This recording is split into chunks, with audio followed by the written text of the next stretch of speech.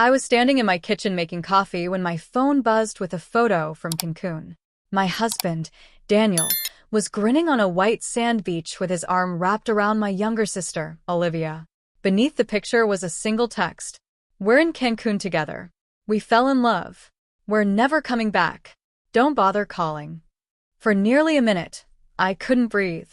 12 years of marriage, destroyed by one message. The little sister I'd defended my entire life had vanished with the only man I'd ever trusted. Then another text appeared. "By the time you read this, we've emptied everything we needed and started our new life. Just move on." I didn't scream. I didn't cry. I simply replied with 2 words. "Good luck." Then I canceled every joint credit card, froze every shared account, changed every lock in our house, and called a divorce attorney before sunset. I honestly believed that was the end of their betrayal. I had no idea Daniel had secretly filed legal paperwork weeks before disappearing, paperwork carefully designed to make me look like the villain and them look like innocent victims. 3 weeks later, when the judge looked directly at my sister and asked one calm question, the courtroom fell completely silent. And in less than 60 seconds, their perfect lie collapsed forever. My name is Emily Carter, and I'm 30 years old.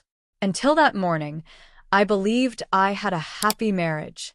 Daniel and I had been together for 12 years. We weren't rich, but we had built a comfortable life filled with routines that made me feel safe. Every Friday was pizza night. Every Sunday morning we walked through the neighborhood park with coffee in our hands. I honestly thought we were the kind of couple that would grow old together. My younger sister, Olivia, was different. She was charming, impulsive, and always chasing the next adventure instead of solving the problems she left behind. Since our parents passed away years earlier, I had always felt responsible for her. Whenever she lost a job, needed rent money, or made another terrible decision, I was the one who stepped in. Daniel never complained. In fact, when Olivia called crying because she'd been evicted from her apartment 6 months earlier, it was Daniel who said, "She's family. Let her stay until she gets back on her feet." I thought I'd married the kindest man alive. At first, everything seemed normal. The 3 of us had dinner together, watched movies, laughed about old family stories, and I never questioned how easily Daniel and Olivia got along. Looking back now, the warning signs were everywhere. The private jokes I wasn't part of. The whispered conversations that suddenly stopped when I entered the room. The countless times Daniel volunteered to drive Olivia somewhere because I was too busy. I explained away every single one. Trust makes you blind in ways fear never could. Then one morning, both of them were gone. Their closets were half empty. Daniel's passport had disappeared. So had Olivia's suitcase. Minutes later, my phone buzzed with that selfie from Cancun. After speaking with my attorney, I expected a straightforward divorce. Instead, she called back that afternoon. "Emily," she said quietly, "there's something you need to know." Daniel had secretly filed court documents weeks before he ever boarded that flight.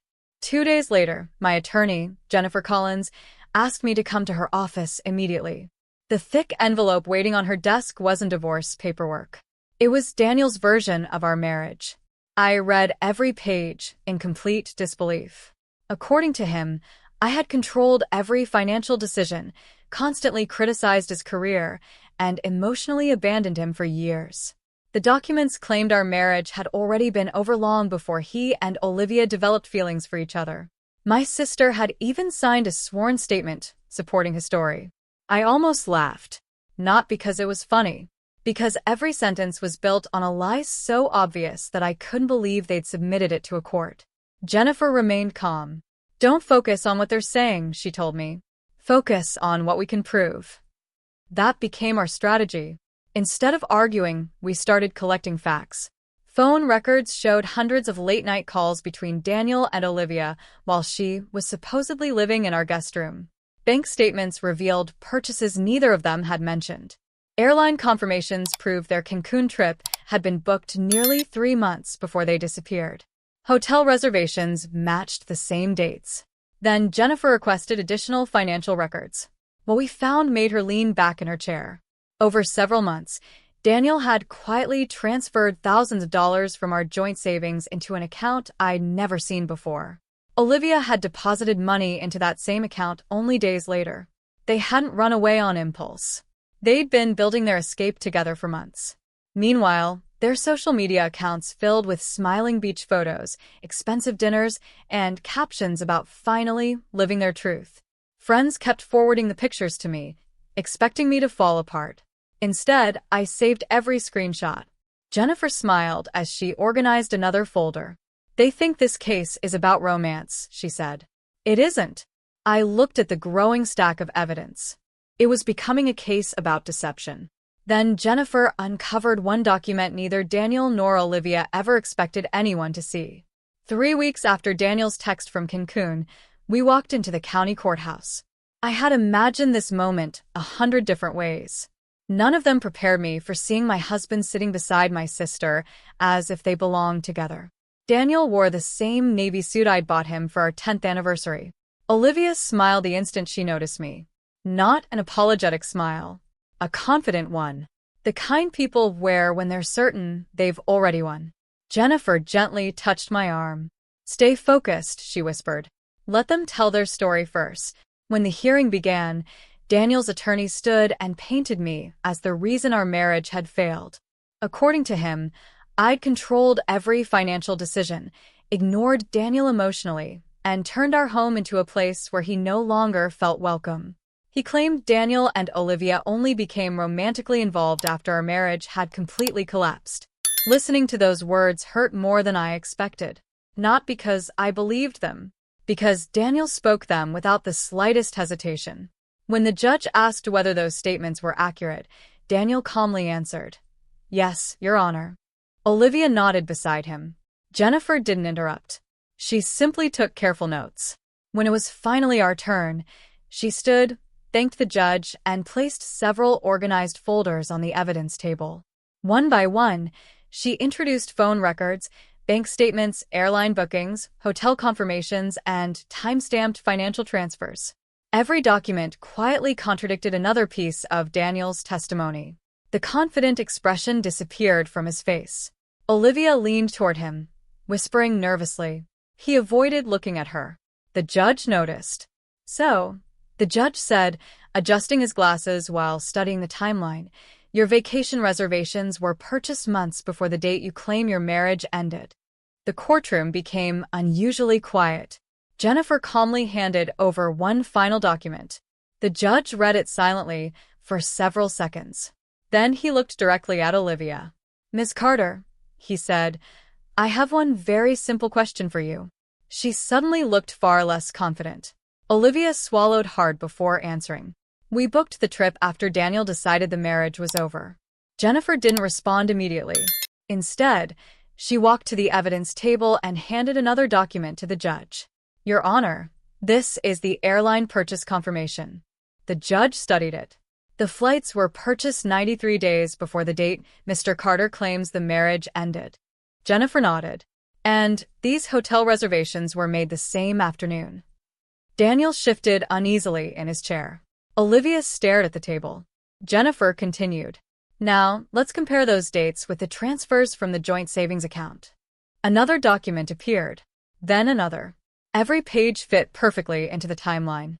Money moved from Emily and Daniel's shared account. Days later, deposits appeared in the account Daniel had secretly opened. Soon afterward, airfare, hotel reservations, and resort activities were paid for. The judge looked back at Daniel. "So, while you were telling your wife everything was normal, you were already financing a future with her sister?" Daniel hesitated.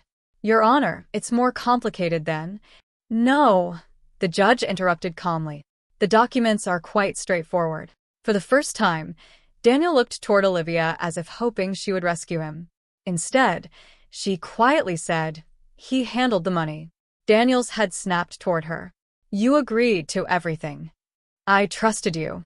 The excuses came faster than either of them could finish. Each blamed the other. Each contradicted the previous answer. Jennifer never interrupted. She simply allowed the truth to reveal itself. After several silent moments, the judge closed the file. "I find both witnesses lacking credibility." The words landed harder than any argument. Jennifer then requested reimbursement for the marital funds secretly spent on the affair and asked that Daniel be responsible for the legal costs caused by his deceptive financial conduct. The judge reviewed the request. Then he looked directly at Daniel.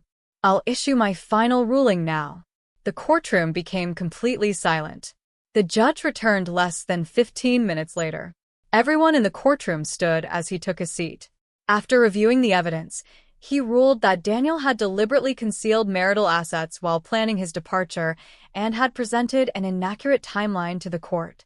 He ordered him to reimburse the money taken from our joint savings, cover a substantial portion of my legal fees, and finalized our divorce that morning. Daniel stared at the desk without saying a word. Olivia tried reaching for his hand. He pulled away. The two people who had promised each other forever in Cancun couldn't even look at one another. Outside the courthouse, Jennifer smiled. "You didn't win because you got revenge," she said.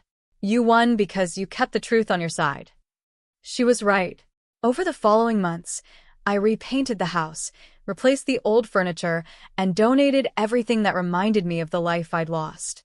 I took a trip with friends, started volunteering on weekends, and slowly discovered that peace feels different when it isn't built on lies. I never heard another apology from Daniel. I never asked for one. The last thing I learned was that he and Olivia separated only a few months after the divorce. Once the excitement disappeared, all they had left was the damage they'd created. Sometimes people ask whether I regret replying, "Good luck." Not anymore. Because the day they texted, "We're never coming back," felt like the end of my life. Looking back now, it was the day my real future finally began.